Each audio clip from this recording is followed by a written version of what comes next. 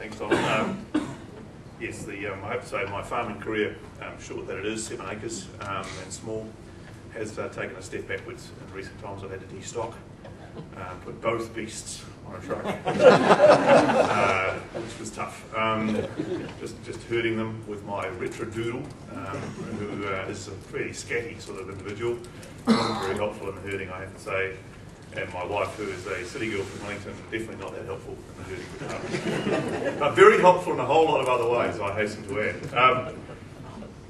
add. Conscious that you've been hearing a bit from politicians in the last couple of days. I suppose the only consolation is I've only been one for a year. Although I think I've picked up a few of the habits, I formerly couldn't put sort of more than 2 or 3 sentences together, but now I could probably talk on through lunchtime if you're prepared to let me do it.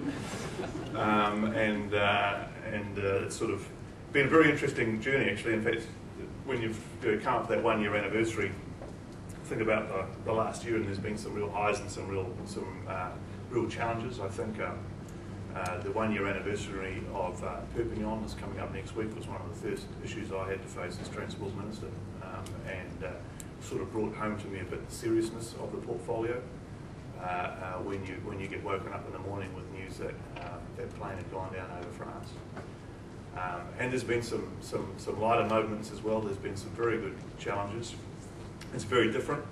Somebody who's spent their entire life pretty much in the commercial world, aside from my dabbles in party organisation, it is entirely different in some ways. I can report to you when the Prime Minister first gave me the gig and they took me to my office in the Beehive. And I walked in and looked at the office and I thought, this is very big. This is typical. This is typical of the sort of stuff you get in the public sector, you know, exactly. Spending too much money. Look at the size of this board table. I'm only a minister, for goodness sake. I won't need a board table this size. It's ridiculous. And then I had my first officials meeting. And I realised why they give you such big offices. Too much for your office. Because there's a lot of officials. And you know, they were right around the board table. And they have reserve officials against the wall, and other reserve officials on the couches. And if you know, you're having conversation, as we do, and one of the ones at the table should fall over for whatever reason, maybe ill health or something, then another one will come seamlessly in and take their place, and if necessary, finish their sentence, which is a little unnerving the first time it happens, I say that, but you get used to it. And the other thing I learned fairly quickly, actually, was that they have meetings after the officials' meetings with the Minister, where they go outside and discuss what they think the Minister meant. Which means that the message can change by the time they get back to the office. So I've learned that you can sneak out through your SPS's office and join those conversations and offer your own opinion as to what you thought the Minister meant. So it's been a real challenge. There's lots of other things as well. There's that line in Yes Minister, which has proven to be completely true. Very courageous Minister. Very courageous decision Minister. What they mean by that, of course, is, well, we never thought we'd get somebody to try that. So that's it's just some of the stuff. But some of it's very similar. I mean, basically you're dealing with large organisations, and I have to say you're dealing with people that, for the most part, like any organisation, are trying to do the best with the instructions that they've been given. I've found in life, the radio company, we had 650 staff at the end before we sold it. I found in life that most people actually are motivated at work to do the right thing, whatever they think the right thing is, and if you can't tell them what the right thing is, well then they'll do whatever it is that they think is right. And so there's not many people who are out there in the world just deliberately trying to sabotage whatever it is you want to do. You just may not have given them clear directions as to what you're trying to achieve. So I think a lot of those things are quite similar, and a large public sector organisation in that respect is no different from a large private sector organisation. There are some challenges around fees and charging, because often these are monopoly situations, and so you're effectively establishing what the value is to the people that, whether it's maritime or CAA, what they're charging is one of the challenges that I find in the whole thing. But it is a fantastic challenge, and can I say, a real privilege to serve, and I mean that genuinely. And we have been in government for a year, and I think we feel, as a government, very conscious of the primary reason why we were elected. And you can debate a whole range of reasons, whether it was, you know, too much nanny state or whatever it was. But I think the primary reason, and it will become more apparent in subsequent elections if we get more than one, will be how we're going in terms of the thing that they probably most want us to change, and that is to improve the prospects of New Zealand, to secure a brighter future for this country.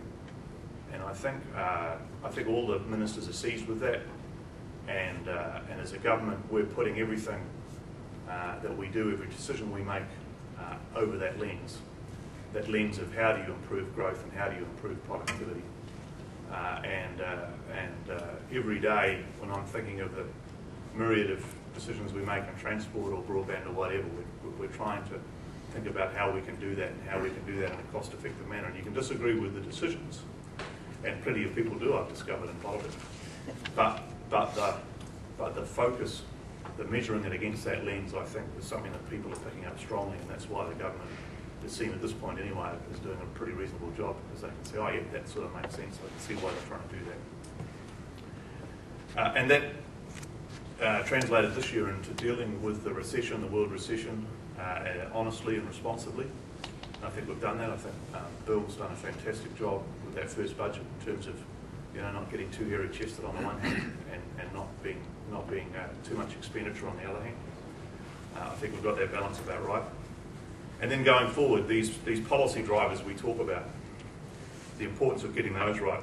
Regulatory reform is crucially important, but it's not just about changing the regulatory environment. It's actually also about creating certainty. And you know, you've just had the session with Nick around the ETS. One thing I've decided as an economic minister is actually it is really important to nail that down. Just whatever it's going to be, just make up your minds and settle it, because time marches on, and there's a whole lot of people who are going to make a whole lot of investment decisions over the next 5 years, and they need to know what's happening. That applies to other areas like the seabed and foreshore, as well as to the obvious simplifications of the RMA. Better public services for less. If we're going to try and get a productivity improvement in this country, well then it's important that government eats its own dog food and achieves it in its own public sector environment. I think we're all very, very aware of that. The importance of education, standards, and I really salute what Anne's doing. Obviously there are people that disagree with her approach, but to me, literacy is about the ability to communicate, and numeracy is about the ability to think logically. And if we don't need those two things in our kids, all our kids, then I just don't know where we're at. I think those two things are the most pregnant things from my perspective. Tax, of course, we'll talk more about that. Smarter innovation, business assistance, and particularly in my area, the investment in infrastructure. Not just government investment, but investment full stop in infrastructure. It's a crucial part of the plan. We've had these infrastructure deficits, we've all talked about it a lot, and now it's time to solve those problems. So I'll start briefly in transport, because it's a very important area. And there the focus is very much on boosting productivity.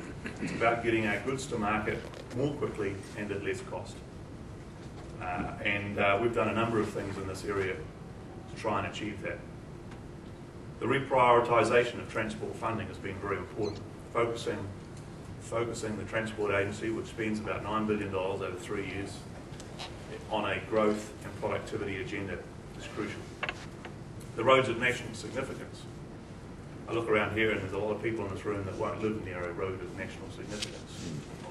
But if you want to get your goods to market, then getting good connections to our key export ports is absolutely crucial to this organisation, and maintaining those. And those connections are primarily Auckland, Tauranga, Christchurch, and if required Dunedin as well in terms of the connections. Those are crucial. And then the other ports like Napier and New Plymouth, they're all very important. Heavy vehicle productivity rule that we're working on at the moment is also very important, and that's about getting a balance between productivity improvements, which are obvious, and making sure we don't damage the infrastructure on the way through. Encouraging rational economic decisions in the transport industry is something that I think is very important. When I first turned up into this role, large export organisations came to me and said, you need to make some decisions, Minister, about how we're going to rationalise our ports. said, why me? And they said, well, because you are the minister. I said, well, hang on, you're the exporters, you're the guys that move this stuff, what do you think? And they said, well, we have some views. So good, we'll share them with the group. And the point is that they are the best people to make those decisions are the customers